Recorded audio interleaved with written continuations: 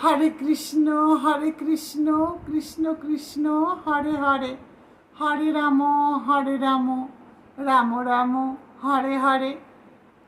আমরা তুলসীর মালা গলায় কেন পরব? কি লাভ তাতে?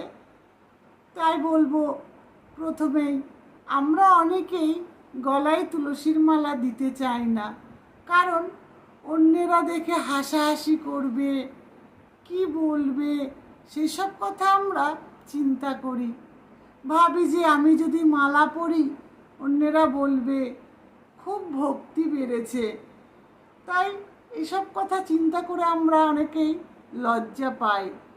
কিন্তু কখনো কি ভেবে দেখেছেন, আমাদের যে ভগবান এত সুন্দর গলা দিয়েছেন, আর সেই গলায় যদি আমরা তুলসীর মালা না পরি তাহলে কি ভগবান খুশি হবেন?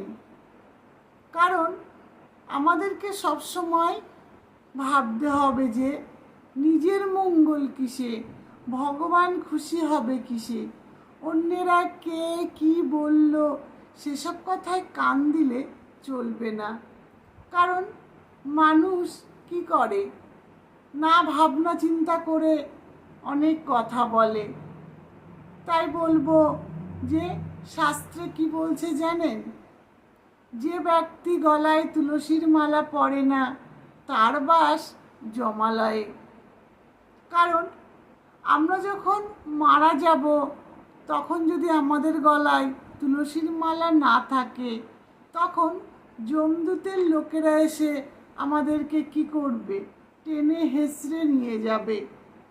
আর যদি মৃত্যুর সময় আমাদের গলায় তুলসীর মালা থাকে, যমদূত স্পর্শ করতে পারবে না।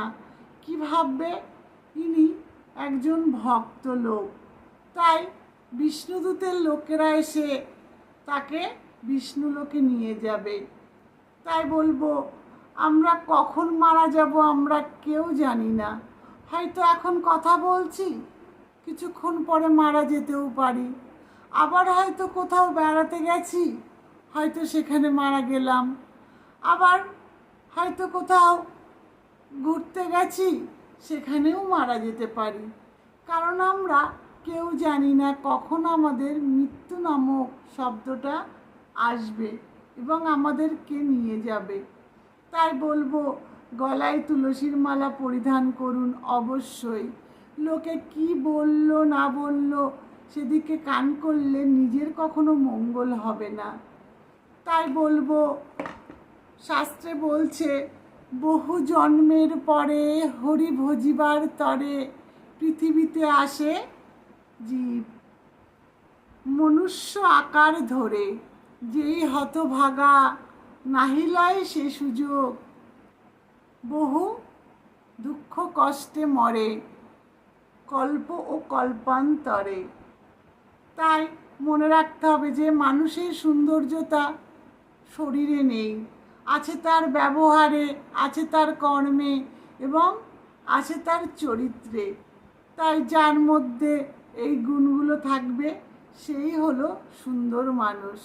হরে কৃষ্ণ।